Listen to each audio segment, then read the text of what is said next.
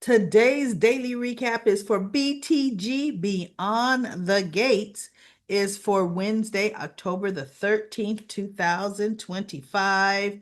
2025, first off, coming into this weekend.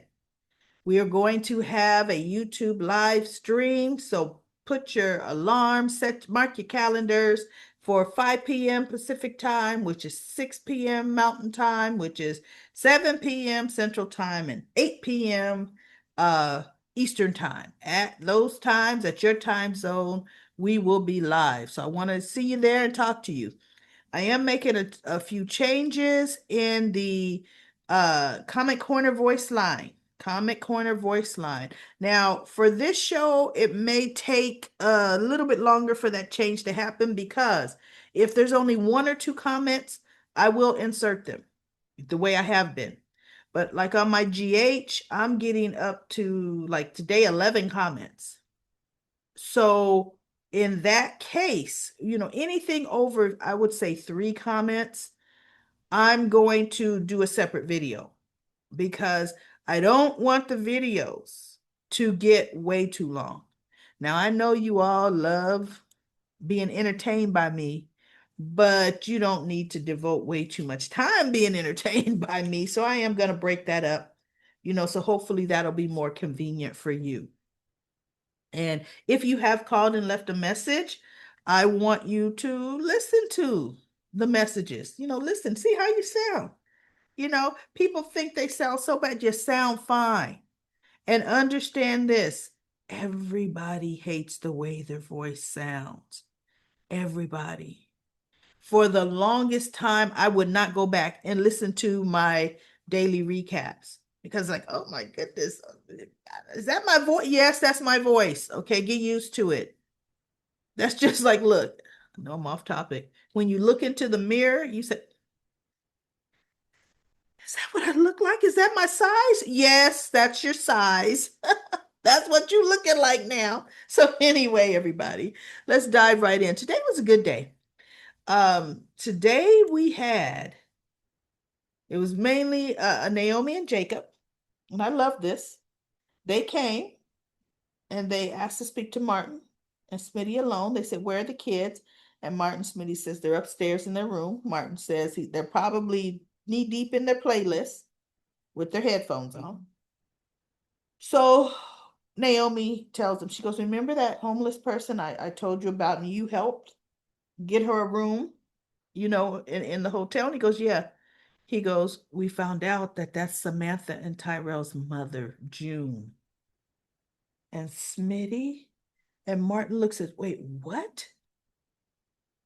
And she says, yes. And I've been working with June and Jacob as well. And we just found out now, like today. And I wanted to come to you first before I said anything or say anything to June. I need to see how you feel about it. She is just riddled with worry, wondering if the kids she gave up was okay. And we want to know, how do you feel about the kids seeing her or me? If the kids don't want to see her, just letting her know that her kids are doing great.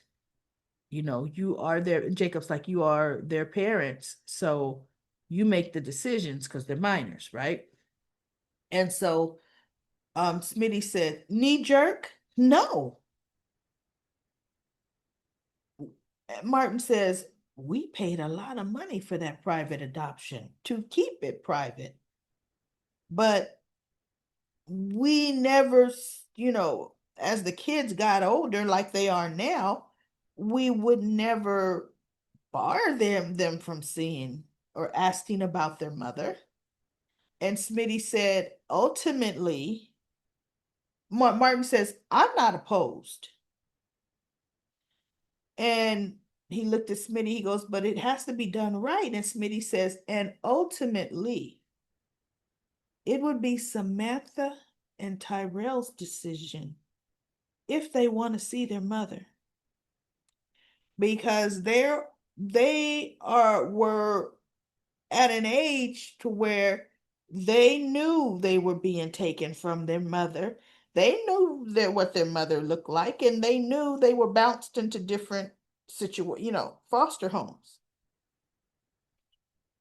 So now that they're older, that decision is theirs. And so Naomi said, and I understand that. I respect that.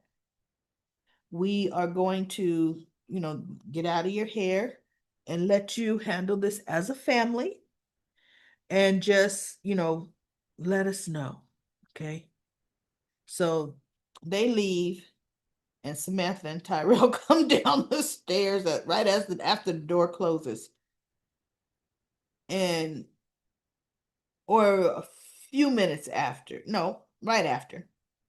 And Martin and Smitty said, "How much of that did you hear?"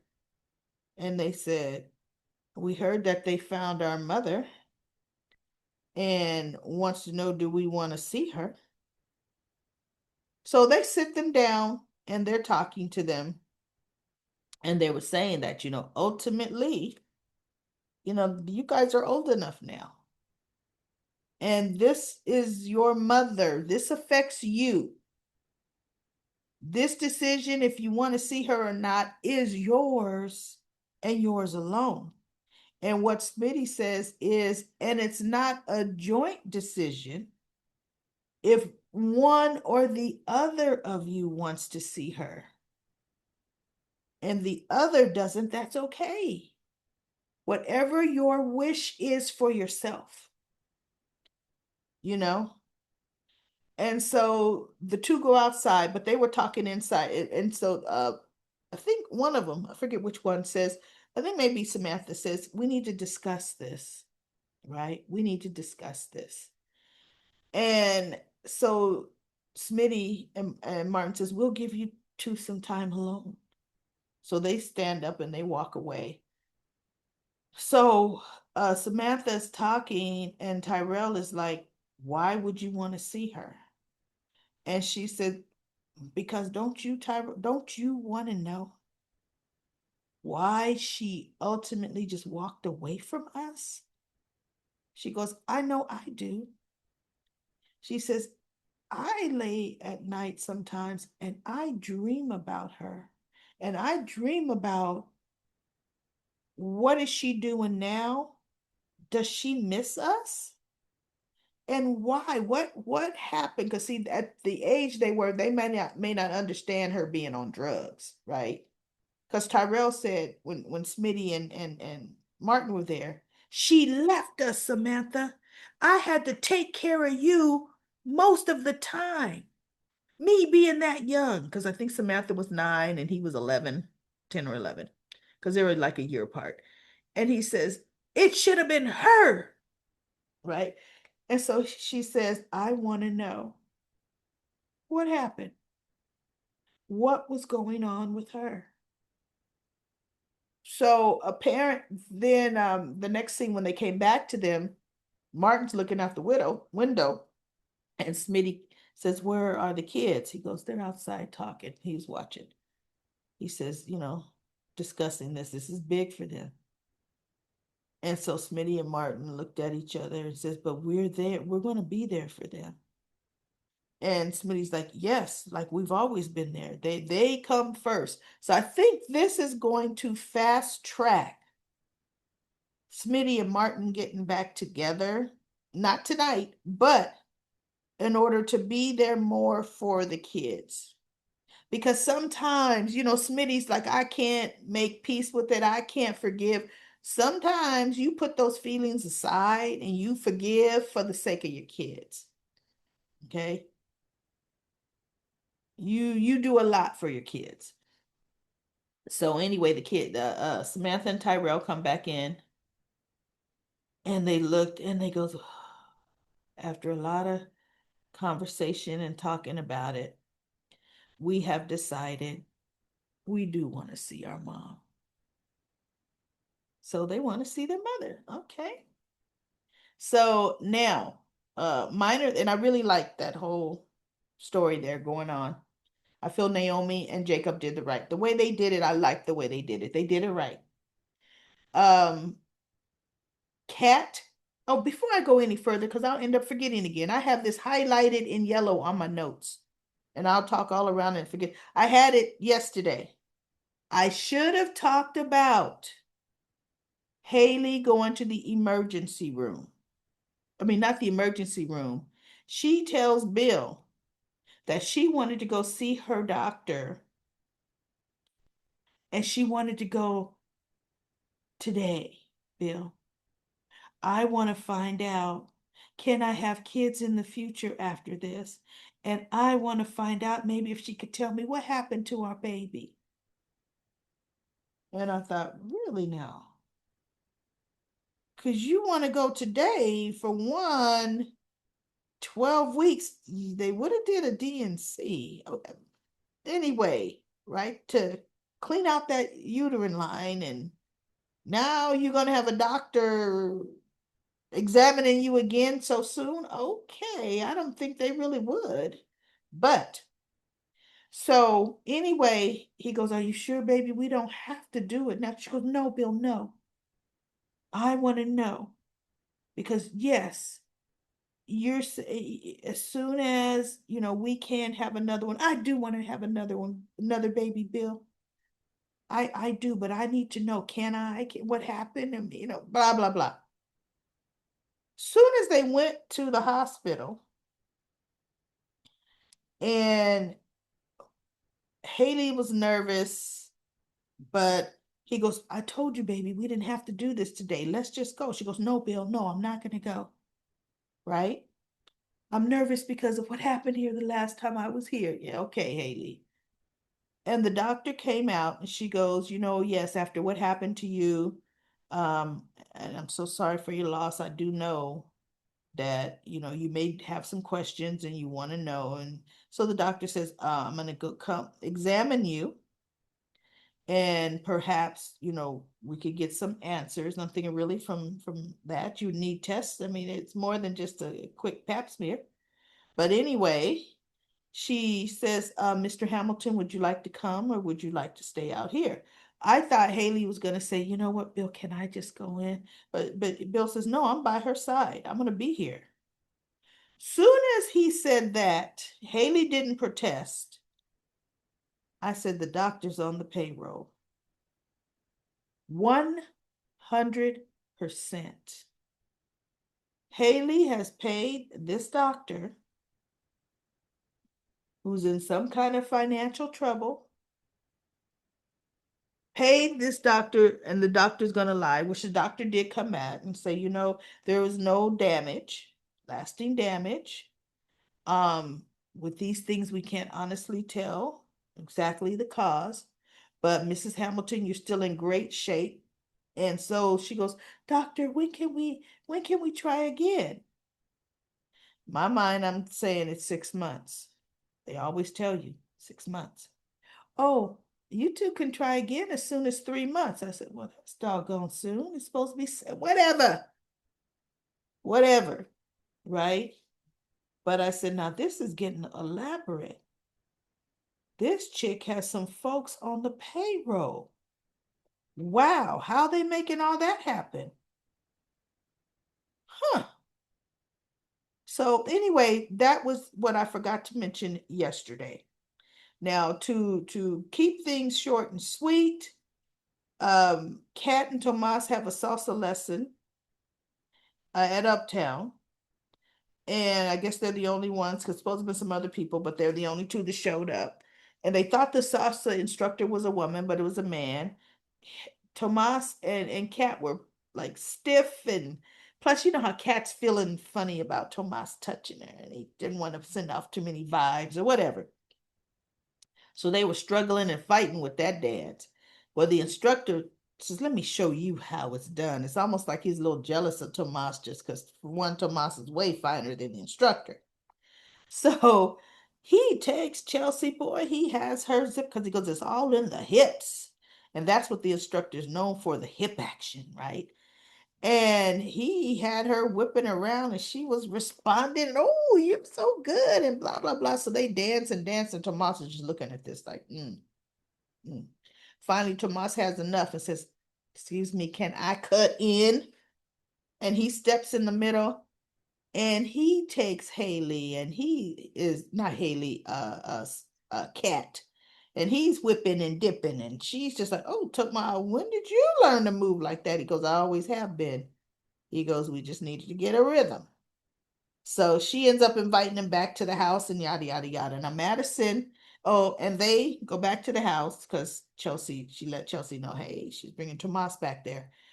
Um, they take a shower together, and things just, progress into them sleeping together again. I don't understand, everybody. What's with the couch? Why is that always in soap operas? What's with the couch? Chelsea has a room, not Chelsea. Uh Cat has a room. Chelsea has a room too. Cat has a room with probably 500 to 1,000 count thread count in her sheets. Okay, probably designer sheets. Why are they doing it on the couch? That's what a bed is for. That's where you got all kind of privacy in your bedroom. I don't understand that. You shouldn't have to coordinate with Chelsea because, child, you got your own bedroom. Okay. Chelsea could be there with Madison too. In her bedroom with Madison, you in your bedroom with Tomas. That's the way it's normally done. But anyway, everybody's jockeying for the couch. So Kat wasn't, after it was done, she's pretending again. And he's acting like she's dripping gold, right? He just, oh, I can't stop wanting to touch you. Oh, this was even better than the last. Uh-huh. Yeah, it was. We're so in sync. Yeah, we sure are.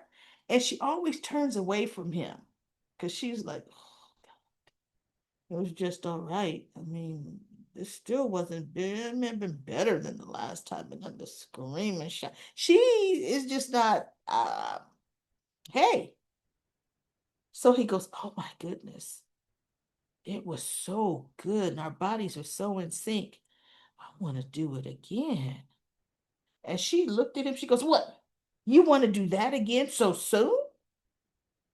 And her expression and the way she said it, he looked at her. He goes, wait, Kat, is something wrong?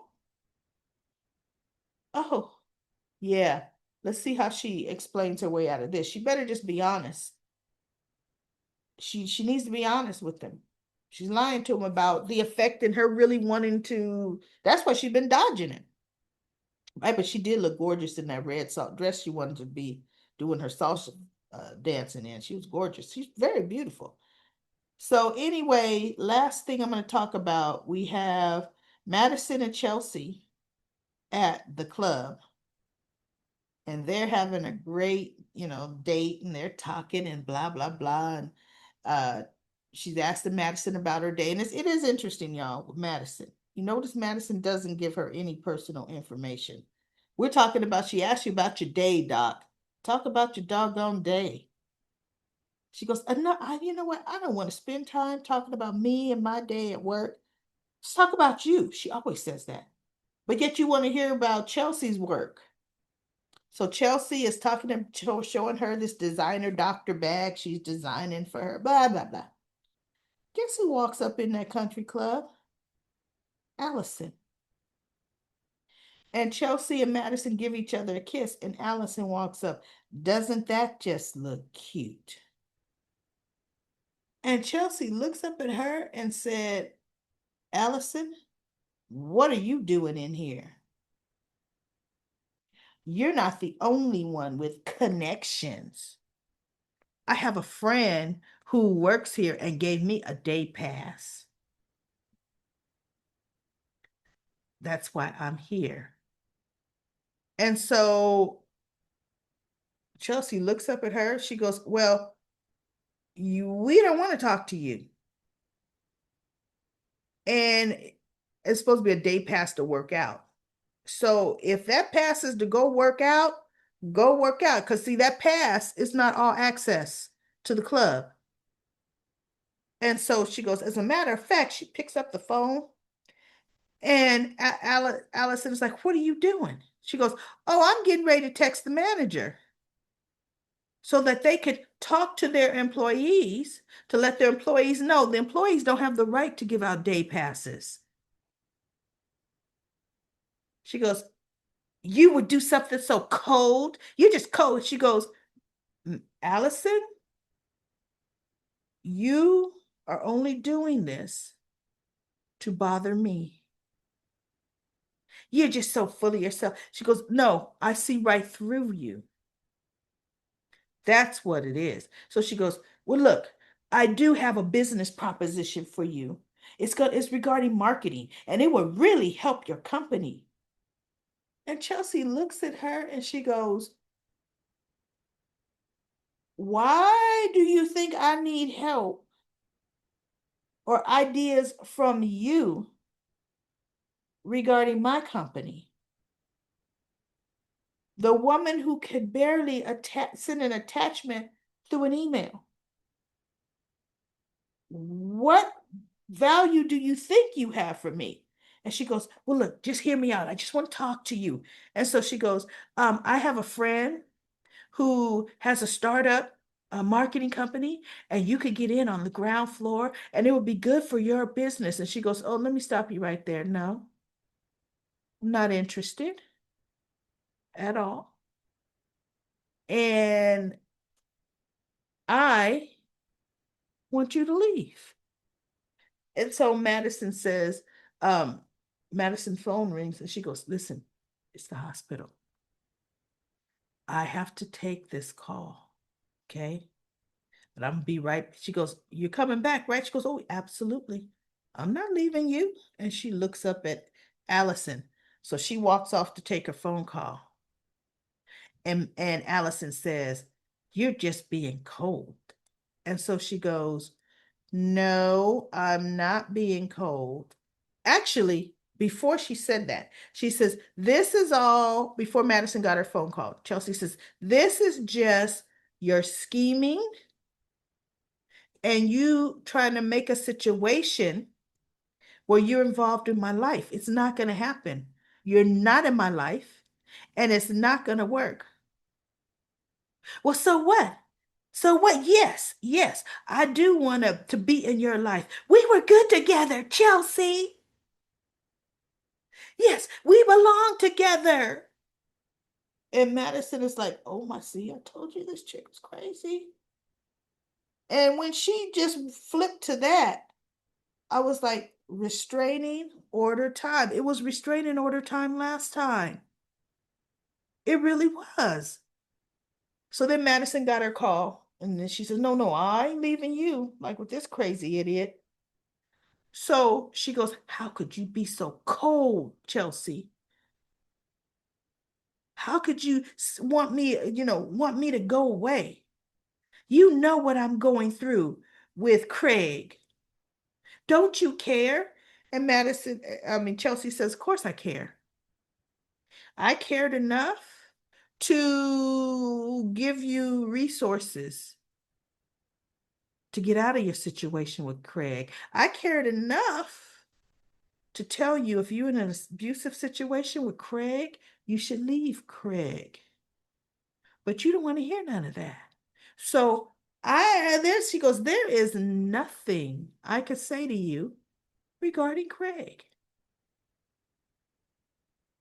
Well, I'm saying, she goes, Craig has me. And she goes, no, no, Allison, you're choosing to be with Craig. So, and at this time now, Madison comes back. No, Madison doesn't come back yet. Chelsea gets a call, and it's from Kat to see if she was going to come home because she wanted to bring Tomas home. And when Chelsea's phone rang, she goes, now, I have to get this phone call. When I'm done, I want you to be gone. She looks and she sits down and she takes the phone call and she's talking to Kat. Oh, cousin. She's just going on, right? And Allison just looks. So she walks away-ish right? So she hangs up the phone with Kat and she's smiling and Madison comes back and says, okay, what's going on? She goes, no, just my cousin. She was just like, you know, because and actually Madison walked up kind of on the end of it. She could tell she was talking to Chelsea because she goes, listen, cousin, I'm so happy for you. The second time should be better than the first, okay? But don't put no pressure on yourself and make sure you give me the details later. Right. So Madison kind of knew. So she goes, okay, good. She goes, I see Allison is gone. She goes, and I love the way you handled her. She goes, I'm not here, Chelsea. I'm not here to play with Madison. I mean, oh my God. I'm not here to play with Allison. She said, I could see that was a ploy to get between you and I. And I'm not about to let that happen. I love what we have going on. And Madison said, I am so happy to hear that because I love what we got going on too. So they both kiss each other again and oh, they're giddy looking at each other. And then the camera pan, it shows Allison just kind of around the corner. She's looking at the two of them through like, no, that ain't gonna happen. See, restraining order. When that chick showed up at your private country club, that would have been the last straw. That would have been the last straw. And here's the thing where even though Chelsea put her in her place, she still engaged with Madison. I mean, Allison. You don't even engage her.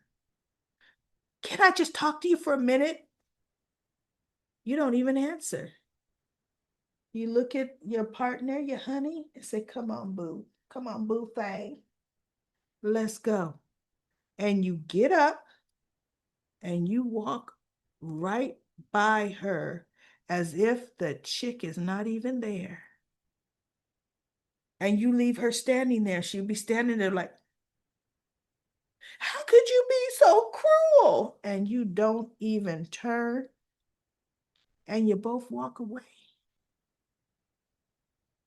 There you go. But see, she still got like 5, almost 10 minutes of attention. She still got to come over there and say, yes, we were better. And so she had walked up to Madison. After Madison had come back, right? Before her and Chelsea walked out the door. And she says, Chelsea looked at her. She goes, okay, I'm going to have to call security. She goes, I'm not here to talk to you. I'm here to talk to her. Chelsea is going to leave you. Chelsea is no good. Just like she's selfish. I mean, whoa, are we talking middle school now? And Madison is just looking at her and she says, I don't need advice on Chelsea from you. I'm just saying, I'm trying to save you from what I went through. Oh my goodness, that was ridiculous. Which is another thing that lets you know she's unstable, completely unstable. Now, the last thing I'm going to talk about is she might end up killing Madison because I don't see Madison long term on the show at all, right? Last but not least, we've got Eva talking to Leslie, saying, Mama, why would you hang up like that? She goes, because they were trying to get in my business. I told you it was a scam. I told you this, that, and the other. And then Eva's back, Leslie's back to, you sitting up here picking your new bougie family over me. You're talking about Nicole. She goes, Eva says, yes, I love Nicole. And yes, I love Ted. She says, they're good people. No, you can't have it both ways. It's them or me. She goes, why would it have to be them or you, mama? Bottom line, you're my mama. But I do have a father and I do love his wife. And I do really want to get to know my father. But see, you try to come in with your Leslieisms, your Leslie cycle. She goes, Leslieism. She goes, yeah, you're scheming, all your little things to try to mess it up. Your Leslie chaos, right? To mess it up. She goes, mama, I don't want that. She goes, you need to find something and some way to take care of yourself. She's saying, because I will not keep going to Ted asking for money for you to just blow. He's got more money than he knows what to do with. And I'm thinking, no, Ted doesn't. Ted is not rich like that, Leslie. You're out your mind. He spends more money on lunch than I got this last time. No, you don't. No, he doesn't. And Eva's just looking at her. She goes, either way, I'm not going to let you mess that up for me. So the place keeps calling her back, calling her back. She goes, Mama, answer it. You didn't even find out what it was about.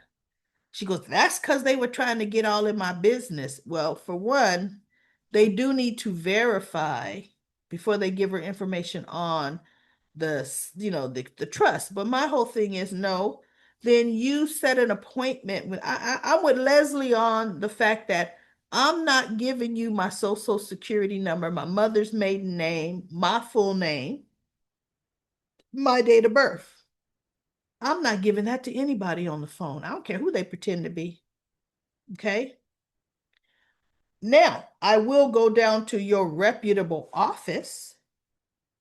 But before I do that, I'm going to have the name of your company, which should have been on the letter. See, because quite frankly, Tomas didn't have a computer, but the letters they've been sending Leslie should have the reputable name of the executor, if it's handled by an attorney, or is this an executor of the estate sending her the letters? They really didn't get into it, right?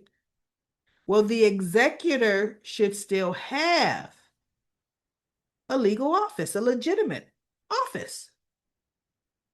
I would go in. I 100% would go in. But before I did that, I'd do a deep dive in the internet search on the company. How long you been in business? What's your main purpose? Blah, blah. See, but to just blow it off, no. Right? So anyway, she goes, next time, you want to push for me to find out something, I'll give them your number because they keep calling Leslie. Either Eva now is going to go and talk to them, right? Or Leslie will finally, to prove they're a scam, go and talk to them. But Comment Corner, I think you all are right, 100%. Leslie is one of Barbara's descendants, either one of Barbara's kids, because Leslie is Ted's age, which is Nicole's age. Barbara would have been old enough to be their mother. I'll bet you either Barbara was her mother. I don't think Leslie would be old enough or young enough to be a granddaughter of Barbara. I don't think that. I think it's Barbara's daughter. Okay. So she's going to have a sizable amount of money coming to her in this trust. So anyway, everybody, that is it. That's it. Let me take a moment. We do only have one one voice call. So I will go ahead and I'm going to play the voice call right here. We're going to go to the comment corner voice line for BTG. I'm going to go ahead, everybody, and I'm going to share my screen and share the computer sound. And we only have one caller that I'm going to share today. Hello. I forgot to say where I'm from. This is T. Foxford in Atlanta. I'm originally from South Carolina, but I live in Metro Atlanta now. I'm thinking that the money Leslie is getting ready to receive will be from her being an offspring of Barbara, and that's the money that Anita has been putting in the trust for Barbara's offspring. Thank you. Love you. Keep up the great work. Bye. And that right there, everybody, that was the comment. So excellent, excellent. Thank you so much. And that's what I said. I'm 100% with you. I believe that that's how Leslie's going to be getting her money. And the interesting thing is, watch, Leslie's going to find out you know what? I say offspring more than daughter. Because remember, Leslie is an avid fan of the Articulates. She has their records. She played them. She knew all the words. She would have known if Barbara was her mother. So I'm thinking not mother now that we're saying it. Huh. Maybe niece? Maybe niece. Could be we'll find out. I just feel she's too old to be a grandchild because her grandchildren uh are too she would be too old. Yeah, that's not gonna work. She has to be a niece or a relative like that. So anyway, let's go to comment corner. Comment corner. We've got some great comments that I'm going to go through. Let's make sure that my recording, yes, my recording is definitely going on here. We start with Jill. Jill says, I really enjoy these daily updates, but I'm very disappointed you didn't cover Haley and Bill going to the doctor. I'm also disappointed BT writers regarding the pregnancy and the miscarriage stories. Yeah, I don't like the way they made that either, but I did cover the pregnancy story today. Bottom line, Haley should have been busted by day. I don't like the way they did that either. And then Doing Me said, OMG, how could you have forgotten to cover Haley's pregnancy and her trip to the hospital to see the doctor? I rectified it today. Oh my goodness. You guys are right, though. That was a big event yesterday that I forgot. Tara says, Naomi, after this situation with Samantha and Tyrell, I hope you learn to sit down and stop wanting to know everything. She needs to give Bill $1 and spill on Haley, if anything.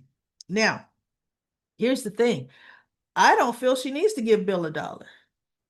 Bill is her father.